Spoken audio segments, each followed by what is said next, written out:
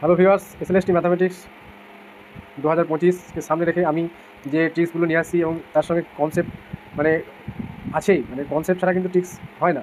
ঠিক আছে, ম্যাথামেটিক্সের কনসেপ্টের উপরে আমি ট্রিক্সগুলো বানাচ্ছি। এখানে কোনো ইললজিক্যাল ব্যাপার কিছু নেই। ঠিক আছে, তোমরা এটা নিজেরা রিসার্চ করে দেখতে পারো।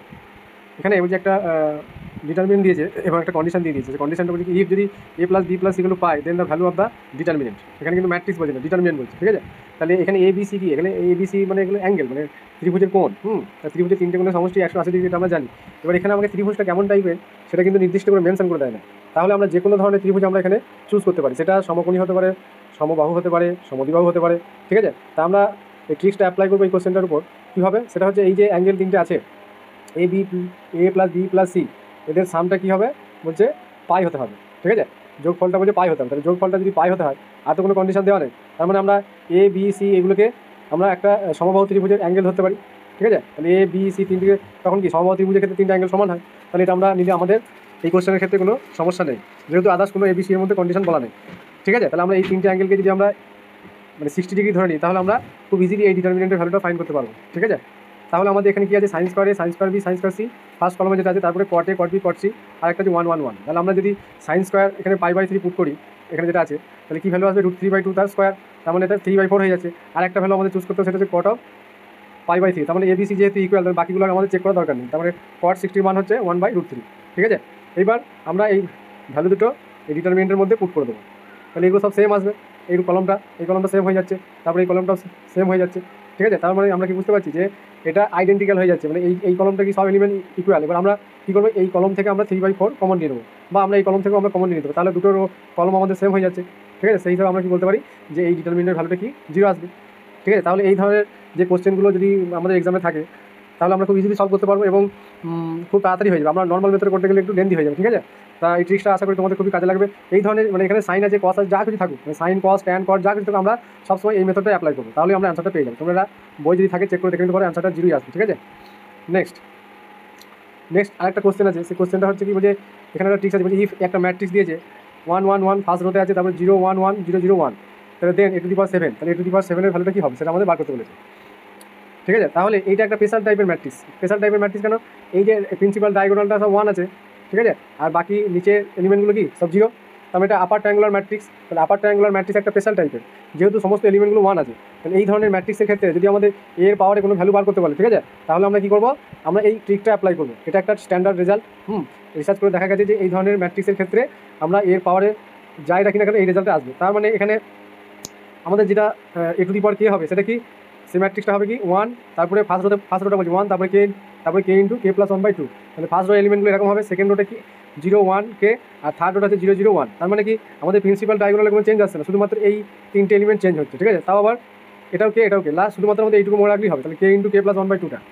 ঠিক আছে, এখানে যে ম্যাট্রিক্সটা বলেছে a⁻7 এর ভ্যালু বার করতে বলেছে, তাহলে a⁻7 মানে কি, k এর ভ্যালু 7। তাহলে আমরা এখানে যদি পুট করে দিই, তাহলে প্রথমে কি আসছে 1, তারপরে 7, তাহলে 7 × 7 + 1 মানে 7 × 8/2, তার মানে 7 × 8/2, তার মানে 2 × 4, তাহলে 8 আছে, 4 × 7 মানে 28। তাহলে ফার্স্ট রোটা আমরা পেয়ে গেলাম 1 7 28। ঠিক আছে, আর বাকিগুলো আমরা অ্যাজ ইউজুয়াল বসিয়ে দেবো এই ফর্মুলা অনুযায়ী। তার মানে তারপরটা কি, তাহলে প্রথমটা কী হলো 1 7 28। ঠিক আছে, তারপরে কী আসবে 0 1 7, আর লাস্টেরটা কী আসবে 0 0 1। এটা কোনো চেঞ্জ হচ্ছে না, তার মানে এই ম্যাট্রিক্সটা আমরা পেয়ে যাবো। তাহলে 1 7 28, তাহলে 1 7 28 0 1 7 0 1 7 আর 0 0, তার মানে অপশান এটা হচ্ছে কারেক্ট অ্যান্সার। ঠিক আছে, নেক্সট। তাহলে এই ট্রিক্সটা আমরা মনে রাখতে পারলে এই ধরনের কোশ্চেনগুলো অনেক সময় ট্রিকি কোশ্চেন দিয়ে দেয়, কারণ ওই টেস্ট স্কোয়ার এগুলো বার করতে গেলে অনেকটা সময় লেগে যাবে। তাহলে এই ধরনের কিছু ট্রিক্স না জানলে কিন্তু এই কোশ্চেনগুলো সলভ করতে গিয়ে অনেক সময় লেগে যাবে। নেক্সট কোশ্চেন কী আছে দেখি। এখানে একটা ট্রিকি কোশ্চেন আছে, বলছে ফর দ্য ম্যাট্রিক্স এ, ম্যাট্রিক্সটা কী দিয়েছে 1 1 1, ফার্স্ট রোটা বললো 1 1 1, তারপরে 1 ওমেগা স্কোয়ার, তারপরে থার্ড রোটা আছে 1 ওমেগা স্কোয়ার ওমেগা। তাহলে ওমেগাটা কি এখানে কিউ√(ইউনিটি), তার মানে 1 + ওমেগা স্কোয়ার 0 আর ওমেগা কিউ মানে 1, তাহলে কিউ√(ইউনিটি) মানে হচ্ছে ওইটা। এবার এখানে বলেছে আমাকে দুটো ভ্যালু ফাইন্ড করতে। আমি জাস্ট দুটো সিম্পল উদাহরণ নিয়েছি, কারণ এটার সাহায্যে আমরা খুব সহজে এই ব্যাপারটা বোঝানো যাবে। ঠিক আছে, তাহলে আমরা সলিউশন করার আগে ট্রিক্সটা কী আছে দেখি, রুলসটা। বলছে এই ধরনের যদি ম্যাট্রিক্স থাকে, তাহলে আমরা কি ফলো করবো, এই রুলসটা ফলো করবো। কি বলছে, a⁻k =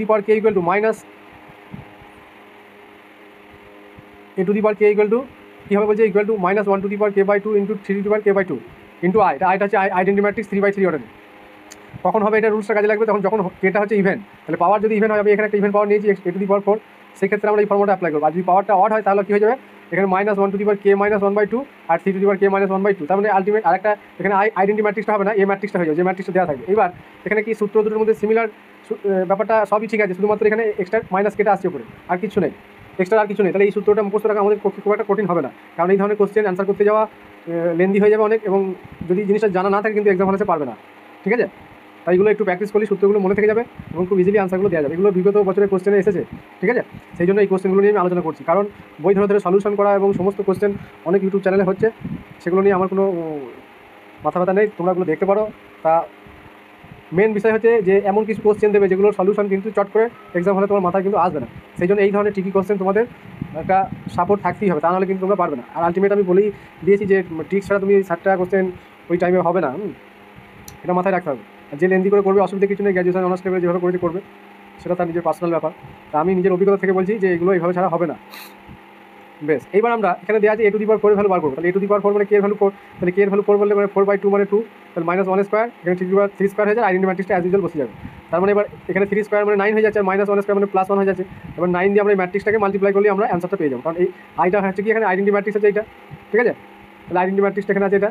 এবার কোনো ম্যাট্রিক্সকে কোনো স্কেলার দিয়ে মাল্টিপ্লাই করা মানে কি, টোটাল ম্যাট্রিক্সটাকে মানে প্রত্যেকটা রোকে সেই এলিমেন্টটা দিয়ে স্কেলারটা দিয়ে মাল্টিপ্লাই করা। তাহলে এখানে যেখানে 1 আছে সেখানে 9 বসে যাবে। আর একটা জিনিস বলি, ডিটারমিনেন্টের ক্ষেত্রে কিন্তু এটা হয় না। ডিটারমিনেন্টের কিছু স্কেলার দিয়ে মাল্টিপ্লাই করা মানে পার্টিকুলার কোনো একটা রো বা কলমকে মাল্টিপ্লাই করা। নেক্সট, এবার আমাদের চেয়েছে কি a টু দি পাওয়ার 5 মানে k এর মান 5। তাহলে এখানে k এর মান যদি 5 বসিয়ে দিই, সরি 2 নম্বর ফর্মুলাটায়, কারণ এটা তো অড, এটা ইভেন ছিল বলে উপরের ফর্মুলাটা অ্যাপ্লাই করেছিলাম, আর অডের জন্য নিচের ফর্মুলাটা হবে এইটা,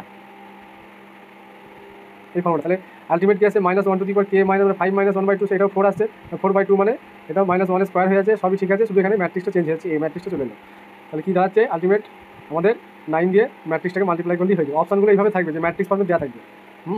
এবার যদি determinant of a to the power 5 বলে, তখন আমরা এটাকে আবার ভেঙে দিয়ে ক্যালকুলেশনটা করে নিতে পারবো, বা এখানেও ডিটারমিনেন্ট লাগিয়ে দিতে পারে। তাহলে এই ধরনের কোশ্চেনগুলো আমরা কীভাবে সলভ করবো সেটা আমি আলোচনা করলাম। আর ভিডিওগুলো ভালো লাগলে অবশ্যই সাবস্ক্রাইব করে দাও, এবং তোমার পরিচিত যদি কেউ থাকে তাদের সাবস্ক্রাইব করে দাও। আশা করি সবার ক্ষেত্রে এগুলো হেল্পফুল হবে। হ্যাঁ, আর লাইক কমেন্ট কিছু করো, যদি তোমাদের কোনো বিষয়ে সমস্যা থাকে সেগুলো বলবে, আশা করছি আমি সেইগুলোর উপরও যদি শর্টকাট কিন্তু মানে কনসেপ্টুয়াল দিয়ে ইজিলি কোশ্চেনগুলো সলভ করা যায় আমি চেষ্টা করব। ঠিক আছে, থ্যাংক ইউ।